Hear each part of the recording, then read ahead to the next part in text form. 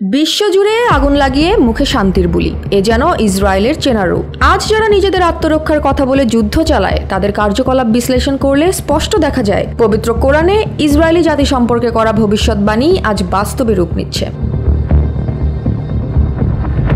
সূরা আল বাকারার আয়াত 40-এ মহান আল্লাহ তাআলা বলেছেন, হে বনি ইসরায়েল, তোমাদের প্রতি আমার অনুগ্রহ স্মরণ করো, আমার সঙ্গে করা অঙ্গীকার পূরণ করো, আমিও তোমাদের অঙ্গীকার পূরণ করব, আর তোমরা শুধু আমাকেই ভয় করো। কিন্তু তারা কি সেই অঙ্গীকার পালন করেছে?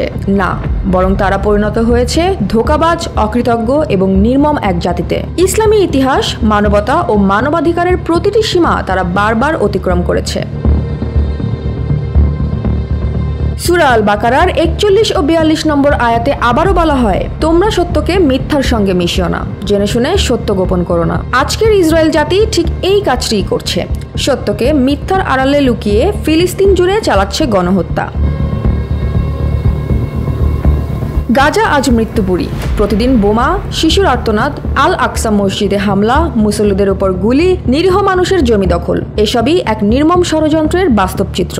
আর ইতিহাস, দ্বিতীয় বিশ্বযুদ্ধের পর যখন ইহুদিরা ইউরোপে নির্যাতনের শিকার হয়ে ছিন্ন ভিন্ন, তখন আশ্রয় দেয় এই ফিলিস্তিনিরাই। কিন্তু সেই আশ্রয়দাতাদেরই ভূমি কেড়ে নিয়ে ইসরায়েল বানিয়েছে রক্তের এক রাজ্য।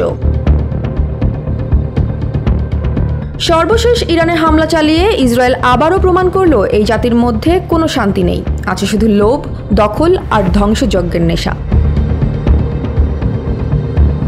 বিশ্লেষকরা বলছেন, কুরআনে বর্ণিত বনি ইসরায়েলের সেই চরিত্রই আজকে ইসরায়েলের রূপ, যারা সত্য গোপন করে, কৃতজ্ঞতা ভুলে যায় এবং নিজেরাই নিজের ধ্বংস ডেকে আনে। আর সেই সত্যই আজ বিশ্ববাসীর চোখে ধরা পড়েছে হুবহু কুরআনের ভবিষ্যৎবাণীর মতো। Joya Hasan, NPB news.